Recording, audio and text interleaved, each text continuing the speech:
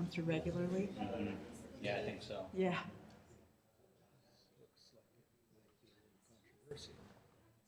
I love Delta Airlines. You book a flight and they say, upgrade now. It'll only cost another $400 to fly.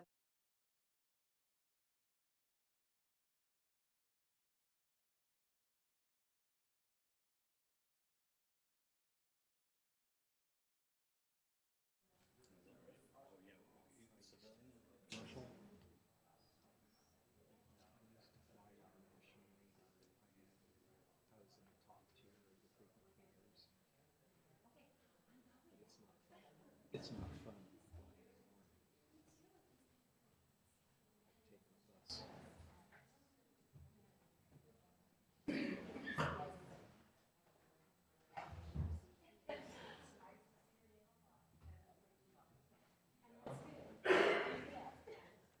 All right.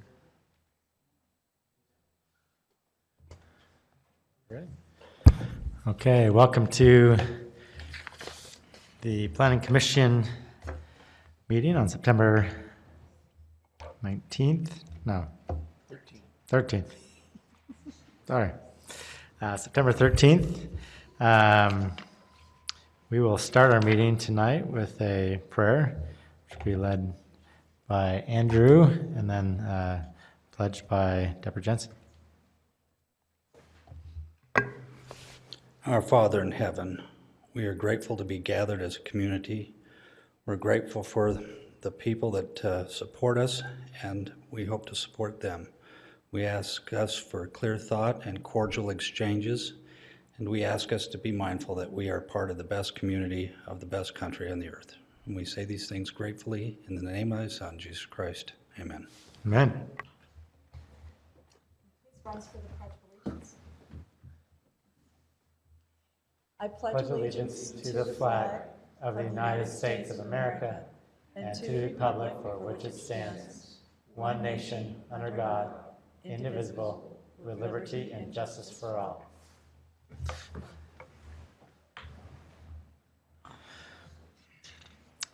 Okay.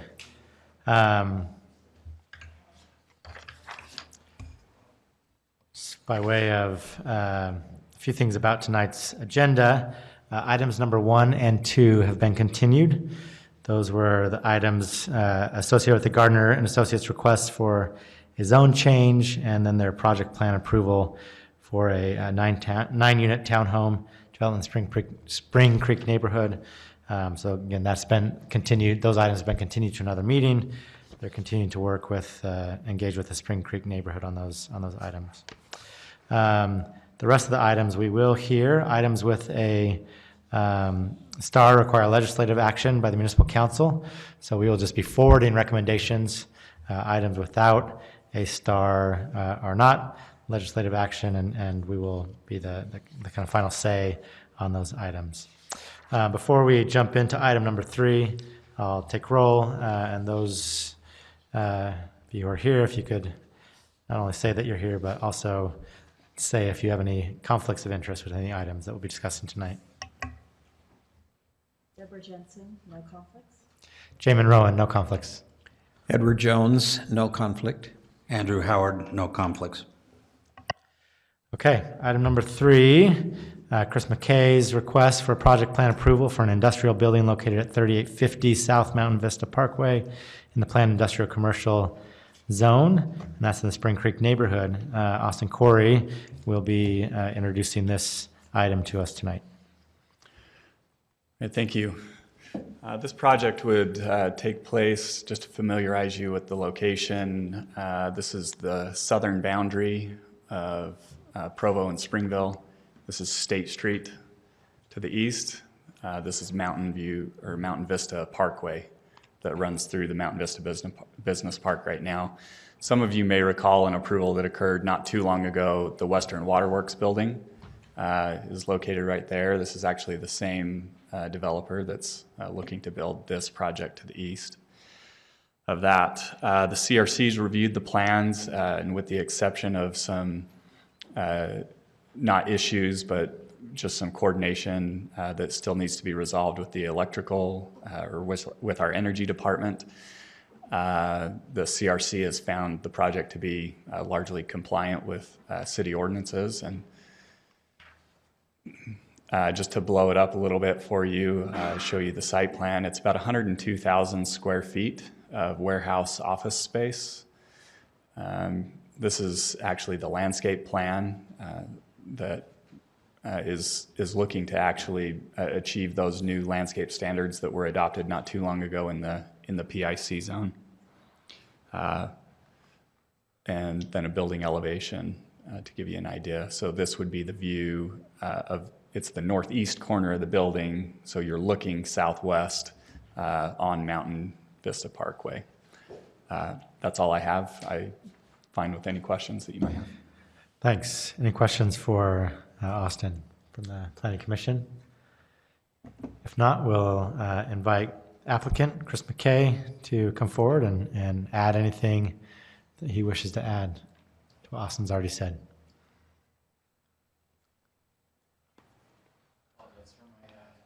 Yeah, don't get dressed up for the occasion. So this building's 102,000 square feet. The building next door that we just completed, I think we got our CO a year ago. We built it up. Tenants throughout the state and one local action target is actually using 15,000 of our space right now. We have two large tenants for this building as well. That's about it. It's a pretty straightforward concrete tilt-up building. I think we're going to do a little bit more landscaping on this building this time. The other building didn't require it as much. So anyway, anyone have any questions for me or our group? Any questions? Got tenants for it? We got tenants for it. Yeah. Great. Doesn't look like there's any questions. Thank you. Okay, thanks. Okay. Invite the neighborhood chair from the Spring Creek neighborhood to come forward. If she's here. No. Okay. She did opt not to hold a neighborhood meeting with this particular project, so Got it. just as an FYI. Okay. Great. Okay, we'll open this up to public comment. First, invite any other neighborhood chairs that are here. If they want to address this item, welcome to do so. If not, open it up to the general public. Anyone that wishes to address this item. Okay, we'll bring it back to the Planning Commission for what looks like it should be a quick motion.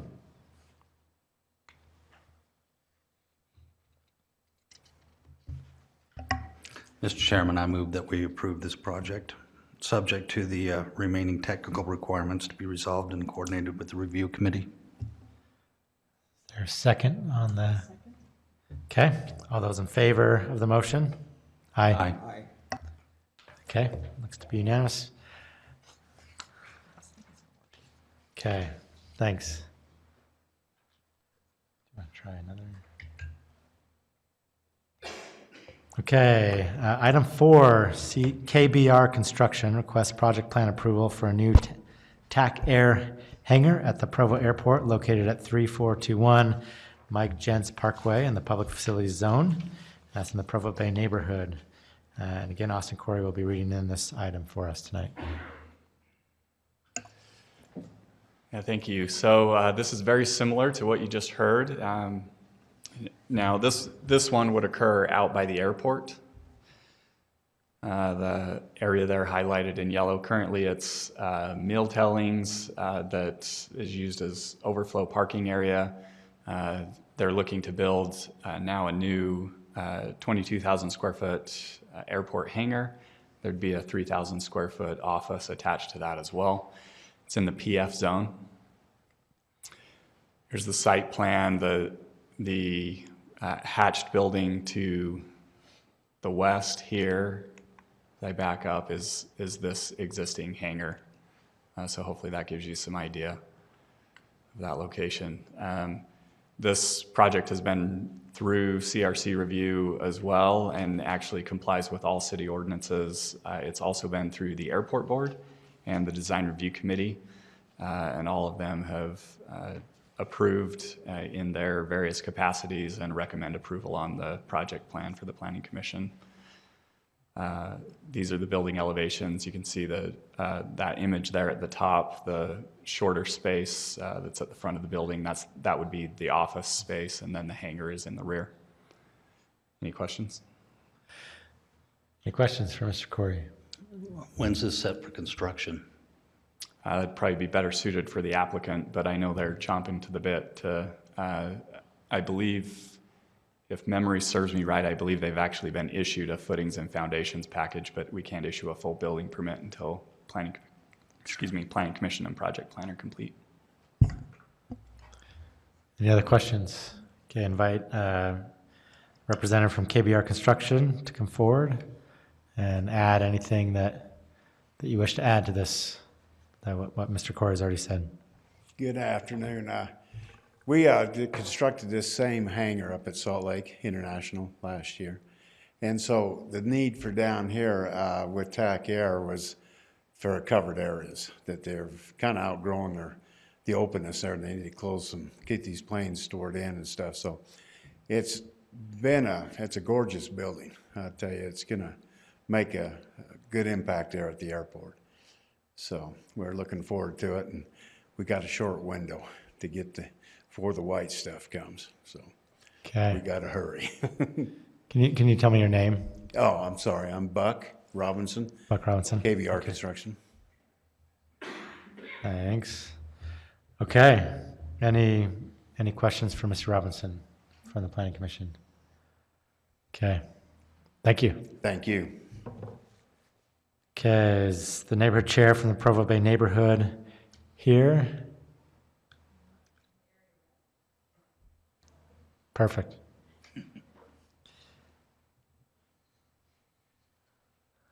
Sorry, Gloria couldn't make it. Beth Alligood, Southwest Area Rep.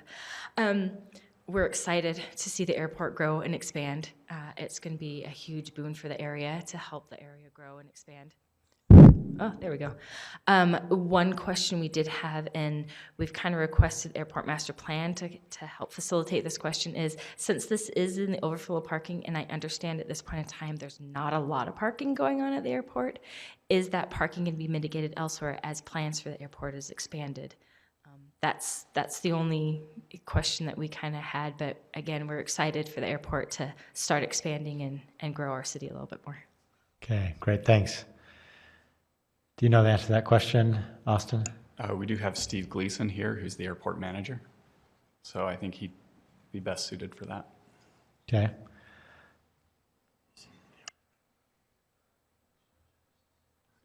So this area has been long planned for hangar development and long planned for taxi lane development.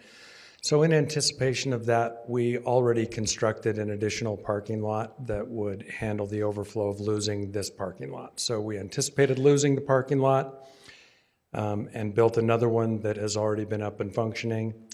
So we've found a way around the parking issue for now. So as we continue to expand and maybe build more hangars, we'll have to address that again in the future. But at that point, we have a master planned area for a long-term terminal, which moves us out of this location completely. And then there would be adequate parking for everyone that's master planned to be in there. Moves you out of this location completely, as in? Our master plan out of this part of the airport. So instead of being right in the center of the airport, we would be further south. Okay. There's an area there that's master planned for long-term terminal development. We're just not quite there yet. So we built an additional parking lot to accommodate this type of growth. Right. Great. Okay. Any other questions for Mr. Gleason while he's up? Yeah. Just for information, would you point out where the existing passenger terminal is? Just for reference. So this is the TAC Air building right now, and then our passenger terminal and hold area is this building right here. This parking lot is passenger parking. This was our auxiliary lot that is now going to be the TAC Air building. This lot was the one that we built to mitigate the loss of this lot. And is this new terminal or this new structure, is this intended for general aviation? Yeah, the TAC Air building right here is a general aviation and corporate aviation facility. They're a private business. They're what's called a fixed base operator that has just outgrown the facility they have and need more aircraft storage area. Great, thank you. Okay. Okay. Thank you. Open it up to general public comment. Anyone that wishes to address this item is welcome to come forward. Okay, return to the Planning Commission, and I'll look for a motion. Mr. Jones. I move that item number 4, wherein KBR Construction is requesting project plan approval for a new TAC Air hangar at the Provo Airport, located at 3421 Mike Jentz Parkway in the Public Facility Zone, be approved. Is there a second? I'll second, Mr. Chairman. Mr. Howard. All those in favor of the motion? Aye. Okay, lots of good stuff happening at the airport. Second week in a row where we've heard airport-related proposal. Okay, item number 5. Matt Evans requests a zone change from agricultural A1.1 to residential R1.10 for approximately 1.3 acres located at 1520 West, 1150 South, to facilitate a 3-lot subdivision. That's in the Sunset Neighborhood. Robert Mills will be presenting this item to us tonight. Thank you. Yes, so this is an overall kind of regional plan of, just to give some context of where this property is. It's along 1150 South, just west of Footprinter Park, if you're familiar with that area. This is a blown up version of what's existing on the site right now. There are currently 3 lots there. One is developed with a single family home, and the other 2 are currently vacant. I actually had a chance to visit with a coworker of mine, Mr. Dan Stubbs. His father, Leon, actually was the original owner of this property and subdivided the property a long time ago and developed that house. And just to get a bit of context, because it was hard to get some of the history on how this occurred exactly, because currently the problem with this property is that these 3 lots are non-conforming as to lot area. From this, this is the general plan map that shows this area to be residential in nature, but this is a current zoning map of the area, and it's in the A1.1 zone, which requires a minimum acre lot. And so these are about 0.4 each, so a bit smaller than what's required. The proposal is to create 3 lots in the R110 zone.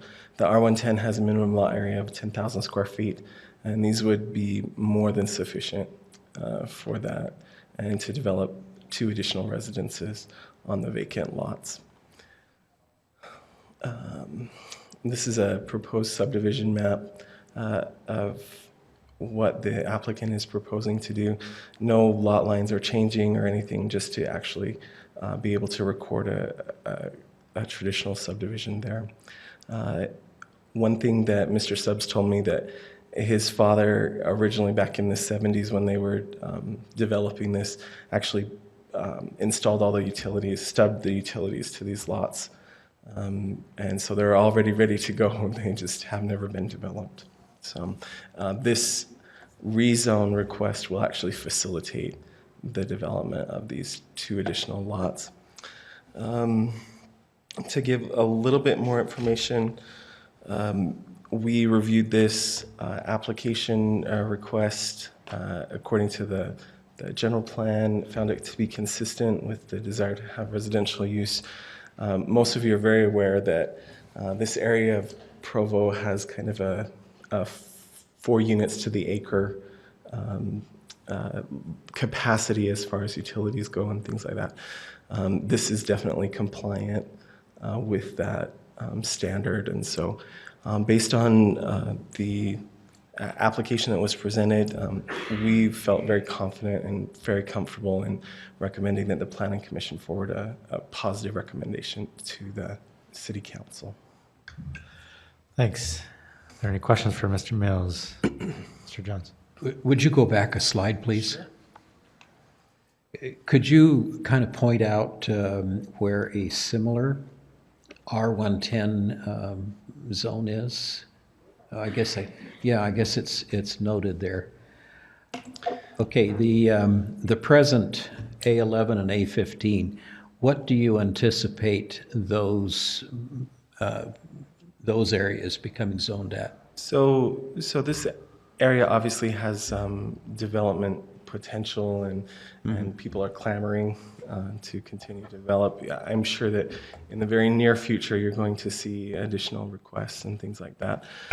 It's important to note that the general plan for this area calls for it to be residential.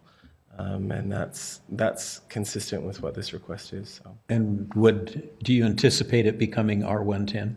The general plan calls for 4 units to the acre or not to exceed 4 units to the acre, and that's actually probably a little smaller than R110. Okay. I'm sure we're going to get proposals from developers with a wide range of lot sizes and housing types, but right now the general plan is residential, not to exceed 4 units to the acre. So this R110 is actually very consistent with those goals. Okay, my underlying question really is this going to be an island in the middle in a big sea of other zones? We don't think so. We think it will be consistent with what a future development will look like in this area. It'll be kind of a mix of residential. Great, thank you. Okay, are there any other questions before I invite the applicant up? Okay, is Matt Evans here? And so does he wish to come forward and add anything to what Mr. Mills has already said?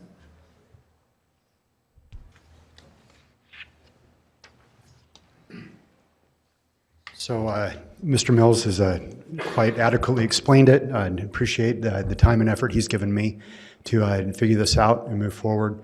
I've owned the property about 3 years. He just added to my knowledge of the property. I bought it from the daughter of a crook. John Crook was his name. So they, for whatever reason, when they moved there, they vacated the subdivision that had been started. So I'm here to basically finish that job. Right now, it's just the one home in the middle of the 1.3 acres. And my hope there is to put a house on either side of it, bring a couple more families there. You can see on the street, there are also small homes on the small lots there. And I feel like that'll just kind of round out that street. And from what I understand, it kind of helps also with the goal of keeping lower density in the area. I heard talk of 4 units to the acre. This, puts it closer to 3 units to the acre, and it'll be nice to see a lot of that open space stay open. So I don't know if I need to add anything else. I don't do this a lot, so. Okay, any questions for Mr. Evans from the Planning Commission? Okay, thank you very much. I have a question. Oh, sorry, Mr. Jones. Tell us what is the PF there? Who is your neighbor to the east there? To the east, that's Footprinter Park. I guess I've never been there. Oh, yeah, big softball diamonds. Oh, yeah. A lot of activity. From what I understand, people love it. Okay. We've enjoyed it. Great. Thank you. Thank you. Thanks. Okay, is the neighborhood chair from the Sunset Neighborhood here and wish to address this item?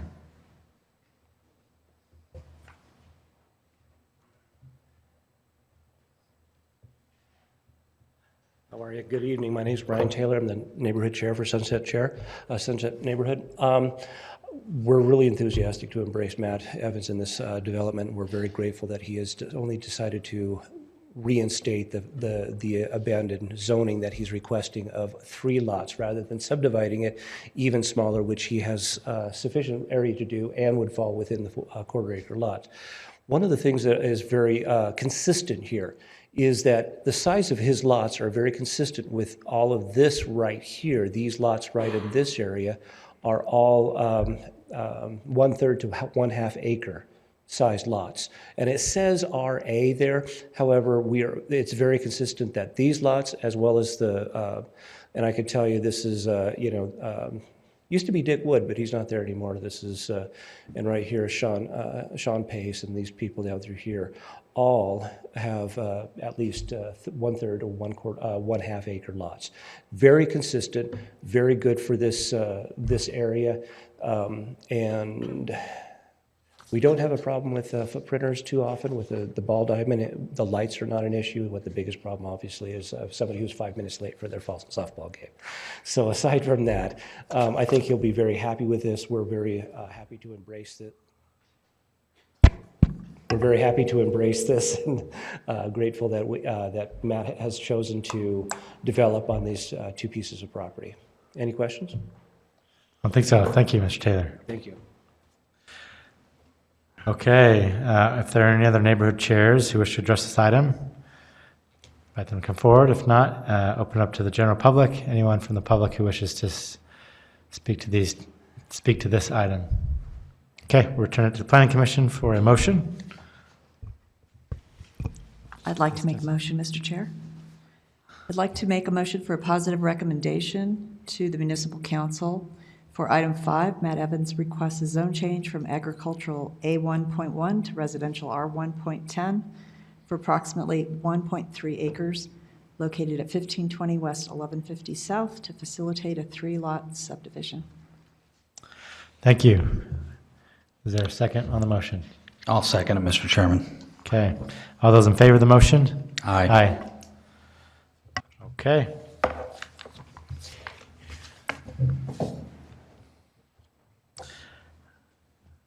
Item number 6, Gordon Jacobson requests a zone change from R110 to R19 for 1.056 acres of property located at 2585 North Timpview Drive. This is in the Rock Canyon neighborhood.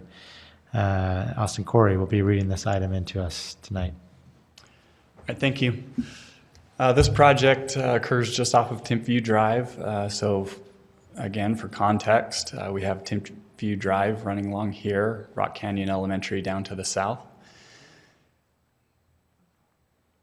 Currently, the zoning that surrounds the project is a mix of R18 and R110. To the south there, you see there is actually an R18 PD, which is the Normandy development that includes twin homes. The general plan calls for residential in the area as well. The impetus behind this zone change request is the applicant originally came in simply for a subdivision of property. And as this is the entire property, there's an existing home right here. Where is it? Right here. Sorry, there's a dashed line there, but it's probably a little difficult to see. But that would remain on what they're proposing to be Lot 1. So they came in for a subdivision application, and in the review of that, the CRC group identified that the lot width of lot number 1 and lot number 4, lot number 1 is 4 feet short of the width requirement, and lot number 4 would be 5 feet short of the width requirement for the existing R110 zone. So in looking at that, a large part of that is because of this flag lot nature, we do have a width requirement that pole is 20 feet wide. So the amount of space is pretty limited. And this is infill in nature, so acquiring additional property is not an option.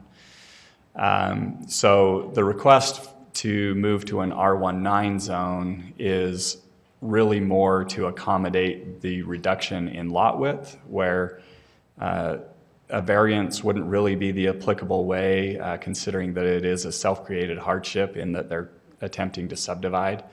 The question, I think that's the only question that we've heard come up is, will going to the R19 allow them to add more than the 4 lots that they're requesting?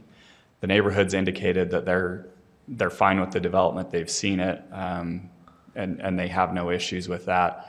But they were concerned that moving down to this lower zone might actually allow an increase. By square footage, they would technically be able to get 5 lots in there instead of 4, but considering the infill nature of this and the limited depth and limited width, staff sees no possible way to move to any higher density or any additional lots than what you see in the proposed subdivision. As such, and with the language of the general plan, we find that the request is consistent. There's really no distinction between the R110 and the R19 for this specific location, and we recommend approval of the zone amendment.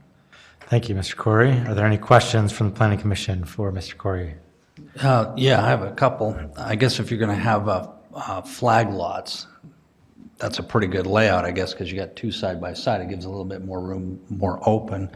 Do you have a lot of issues with flag lots in the city? No, our code does discourage flag lots unless you can identify that there's really no way that a property could develop otherwise. And I think this is one of those locations where reasonably looking at it, it really makes sense. Now, the one thing that they've done well is that they've made an effort to orient those flag lots in line with this street. So although it's not a street, and by placing those poles side by side, they could do shared driveway approaches and things like that to really limit the impact that would have on the intersection and traffic circulation. Looks like a pretty good solution.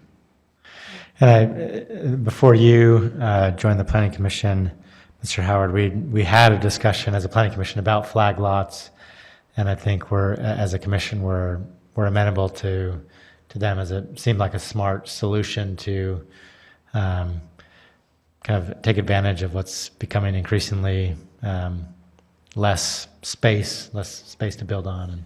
I was going to say, when I was 10, I used to walk past that thing and pet the ponies that were there, and pull the burrs out of their ears. And I'll be sad to see it go, but it's a good project, I think, at least in the design. Okay. Any other questions before we invite the applicant to come forward? Okay. Applicant Gordon Jacobson, if you'd like to come forward, invite him to do so. Is Gordon Jacobson here? Okay. Open this item to the public, starting with the Rock Canyon Neighborhood Chair. Is the Rock Canyon Neighborhood Chair here? Okay. Anyone from the public who wishes to address this item is welcome to come forward. We'll return it to the Planning Commission for a motion. Mr. Chairman, I move that we approve item number 6, forwarded to the Planning Council. So isn't it starred? Recommend approval. Recommend approval. Yes. I recommend that we approve it. That's right. Thank you. Item number 6, changing the zone from 110 to R19. Okay, is there a second on the motion? Second. Mr. Jones, thank you. Okay, all those in favor of the motion? Aye. Aye. Moving right along. Item number 7, our last item tonight, Provo City Community Development Department requests amendments to section 14.14E.050 to increase the required setbacks for front yards and side street yards from a maximum of 10 feet to a minimum of 5 feet for commercial frontages and a minimum of 10 feet for residential frontages in the Joaquin Neighborhood. Josh Yost is the staff coordinator on this item, will present this item to us tonight. Thank you. To begin, you can look at this map on the screen, this area to the north with the CMU designation. It's some kind of reddish purplish. I don't know quite what color that is, but that area is the area that's currently designated under the campus mixed use zone. Based on the future land use map in the Joaquin Neighborhood Plan, we anticipate that with the exception of perhaps if the character of some of these university-owned blocks or this central commercial district in the neighborhood changes, that essentially this perimeter is probably the ultimate extent of the campus mixed-use zone. The proposal before you derives its impetus from some less than ideal outcomes we've had in the construction of some new projects in the existing campus mixed-use zone, where it brought to light that as a result of the transitional character of the neighborhood, the way that it has both geographically transitioning and transitioning over time land uses, that establishing a slightly increased setback from the property line would help new construction be more compatible and be more harmonious with the mixed and transitional character of the neighborhood. The recommendation that is before you is to increase the front yard from a minimum of 0 and a maximum of 20 to these requirements, which would, for a residential frontage, meaning a building with residential units at its ground floor facing the street side property lines, that its minimum setback from the property line would be 10 feet with a maximum of 20 feet. This would provide areas for foundation landscaping, for patios, stoops, stairs, for other types of design features that mediate between the very public nature of a sidewalk, especially in a busy neighborhood such as this, and the private space inside of a residence, to provide that quasi-public space to transition, and also to soften the development of the sidewalk and provide some visual character behind the property line. For a commercial frontage, so that's a building with any type of commercial use ranging from a retail to service or office commercial use at the ground floor fronting the street side property line. The minimum setback would be 5 feet with a maximum of 20. And this 5 feet combined with the minimum 6-foot sidewalk width and potentially wider sidewalk, depending on the context, provides the opportunity for sidewalk dining, for merchandise display, other types of seating that are conducive to developing a sense of activity of the street in this kind of mixed commercial zone. So that provides that opportunity for those things to happen. The same regulations will be applied, we propose to apply to the street side yard. In this neighborhood, or in the area to which this zone is applied, there's really no substantial difference between a front yard and a street side yard, because they're both adjacent to the street and both could serve as the front of a building, very different from how a residential home addresses a front yard differently than a side yard. So we're recommending the adoption of the same 10-foot minimum, 20-foot maximum for residential, and the 5-foot minimum, 20-foot maximum for commercial for both the front yard and street side yard.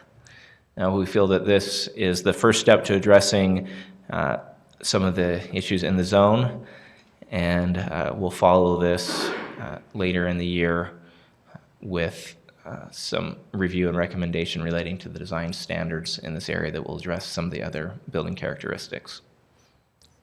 Thank you, Mr. Yost. Any questions for staff about this item? Mr. Jones. Do I understand this correctly, that presently the minimum is 0? That is correct. Okay. I didn't see that stated there. It's probably there, but I didn't see it. It may not have been. Okay. I'm sorry for that. Great. Thank you. Is that the only issue? I mean, 0, I mean, you said issues plural. I take it there are some that are right up to the curb. Correct. There's some that are right up, not necessarily the curb, but to the back of walk. Mm-hmm. And some of the other issues that we'll address later are the character of the space and the design of the building at the property line there. Those are things. So that apartment house on 900 East and about 700 North Pacific Heights. Yeah, that's an example of the present zoning. Correct. Yeah, it's ugly.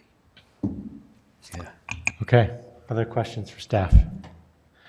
Okay, we'll open it up to public comment. If the Joaquin Neighborhood Chair is here, welcome to come forward. If not, any other comment from the public? Okay. Return the item to the Planning Commission. I'll look for a motion.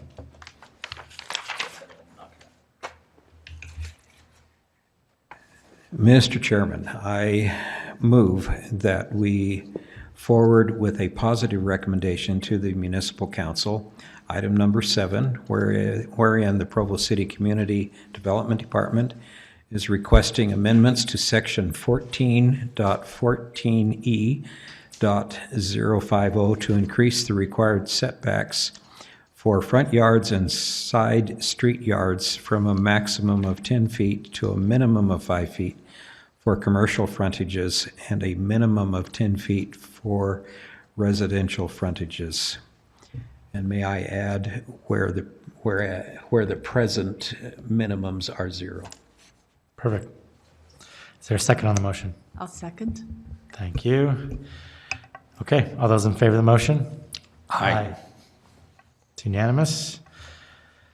Okay, on our agenda tonight is one administrative item, the election of a new chair and vice chair.